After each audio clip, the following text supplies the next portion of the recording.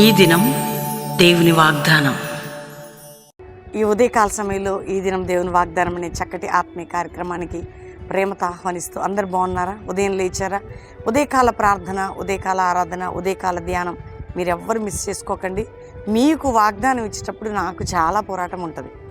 వింటున్నారా? మీకు మెసేజ్ ఇవ్వడం ముందు నేనైనా సేవకుడైనా మాకు చాలా ప్రెషర్స్ ఉంటాయి. అంటే మీకు వర్డ్ రిలీజ్ చేస్తున్నప్పుడు మేము పోరాడుతున్నది శత్రువుతో, మీరు పోరాడేది శత్రువుతో.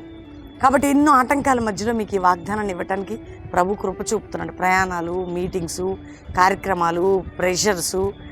ఎందుకు అంటే దేవుడు నిన్ను ఎంత ప్రేమిస్తున్నాడో మనల్ని అర్థమవుతుంది ఈ మాట ద్వారా. మీ అందరు కూడా ఉదయకాలం దయచేసి ప్రేమతో మనవి చేస్తున్నా. 5 to 6 పాస్టర్ ప్రవీణ్ యూట్యూబ్ నుండి రెగ్యులర్గా వాక్యం వస్తుంది. ప్రేయర్ చేస్తున్నా మీకోసం.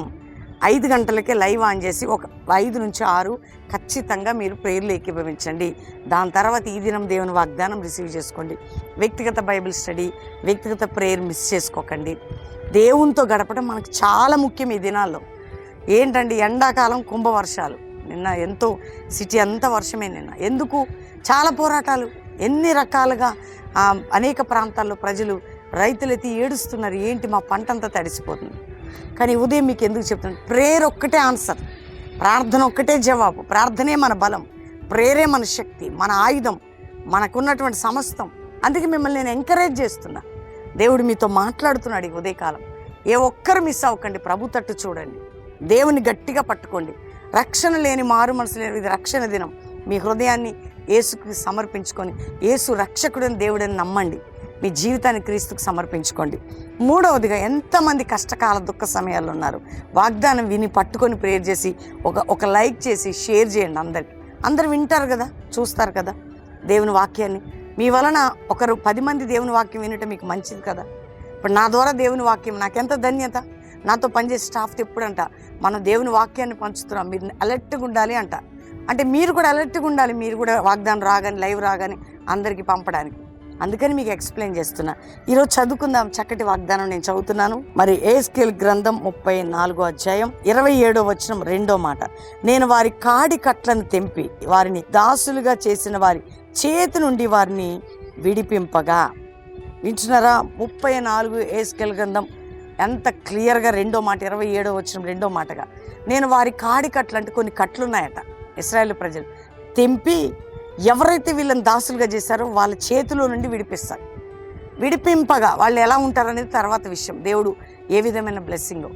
ఈరోజు నీ కాడికట్లేంటి? నువ్వెవరి చేత బంధించబడినావు? ఏ పరిస్థితులు ఉన్నావు? బయట దేవబోతున్నాడు. బయట తీసుకొస్తాడు ఆయన, విడిపిస్తాడు, తప్పిస్తాడు, రక్షిస్తాడు, క్షేమకరమైన స్థితినిస్తాడు, నిన్ను నడిపిస్తాడు, నీ స్థితిగతులు మారుస్తాడు దేవుడు. ధైర్యంగా ఉండండి. దేవుడు నిన్ను దర్శిస్తున్నాడు. నీ కాడి కట్లను తెంచి, నీ బంధకములను తెంచి, నీ శాపమును ఆశీర్వాదకరంగా మార్చి నిన్ను దీవించే దేవుని కలిగి ఉన్నావు. కాబట్టి ధైర్యంగా ఉండు. ఈరోజు ఒక్క మాట చెప్పు, నా కాడి కట్లు నీ యొక్క కాడి కట్లు అంటే పాప భారం, ఆర్థిక భారం, రోగ భారం, వ్యాధి భారం, అన్ని రకాల భారాలండి. అన్నీ తెంచబోతున్నాను. ప్రతి కట్లు, ప్రతి భారం నీవు తెంచి నిన్ను విడిపిస్తా అంటున్నాడు. నీ బంధకములన్నీ తెంచి, నీ భారము, నీ శాపముని తెంచి నేను విడిపించే దేవుడు ఆయన. అందుకని ఈరోజు ధైర్యం తెచ్చుకోండి. ఫ్రీ. మనం యేసు కార్చిన రక్తం ద్వారా మన పాపాలన్నీ క్షమించబడ్డాయి. నమ్మిన వారికి పరలోక నిత్య జీవం, బంధకాలు తెగిపోతాయి. అందుకని ఈరోజు వాగ్దానం చేస్తున్నాడు. నీ ప్రతి బంధకమును తెంచి, నీ కాడికట్లను, నీ బంధకములను, నీ సమస్యలను, నీ రోగములను, నీ వ్యాధులను తెంచట నిన్ను విడిపించబోతున్నాడు. కాబట్టి ధైర్యంగా ఉంటారా? నీ ప్రతి భారమును, ప్రతి శోధనను ఈరోజు వాగ్దానాన్ని ఎత్తిపట్టి ప్రార్థన చేయండి. కాబట్టి నీ ప్రతి బంధకమును తెంచి నేను నిన్ను విడిపించదని ఈరోజు వాగ్దానం. నీ ప్రతి బంధకమును తెంచి వేసి నేను నిన్ను విడిపిస్తాను. కాబట్టి ధైర్యంగా ఉండండి. దేవునికి థ్యాంక్స్ చెప్పి ప్రార్థన చేసుకున్నాం. తండ్రి, ఉదయకాలం ఎంతమంది వాగ్దానం రిసీవ్ చేసుకున్నారు?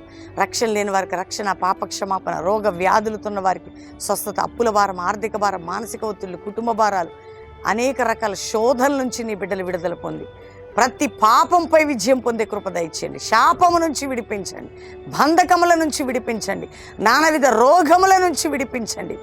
మ్యారేజ్ డే, బర్త్డే బిడ్డలను బ్లెస్ చేస్తూ వారిని అనేక రీతులుగా ఆశీర్వదించండి. భారతదేశాన్ని నాయన మా బంధకములను తెంచి దేశముని నాయన సమాధానకరమైనటువంటి, సంతోషకరమైన దేశముగా మా దేశాన్ని బ్లెస్ చేయండి అయ్యా.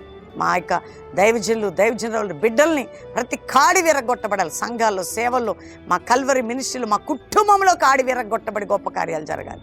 ఈ ఉదయకాలం ఎంతమంది వాగ్దానం రిసీవ్ చేసుకుంటున్నారు.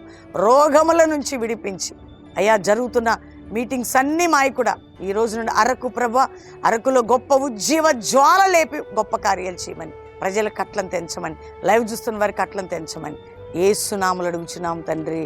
Amen, amen, amen. ఈ ఉదయం ఈ వాగ్దానం అందరూ కూడా ఈ ఉదయకాలం అందరూ లైక్ చేయండి, షేర్ చేయండి, మంచి కామెంట్స్ పెట్టండి. ముఖ్యంగా దేవుని బిడ్డలారా, ఈ రోజు నుండి అరకు మీటింగ్స్, అరకులో మీ అందరూ కూడా చుట్టుపక్కల ప్రాంతాల వారు, మీ ఫ్రెండ్స్, మీ బంధువులు ఎవరైనా అరకు చుట్టుపక్కల ఉంటే షేర్ చేయండి. అరకులో మరి గవర్నమెంట్ డిగ్రీ కాలేజ్ అరకు ప్రభు గొప్ప కార్యాలు చేసి ఉజ్జీవం లేపి వాతావరణం ప్రతికూలతలన్నీ తొలగించి ఆత్మ బలంతో జరిగించి పరిశుద్ధాత్మ కార్యం జరుగునుగాక.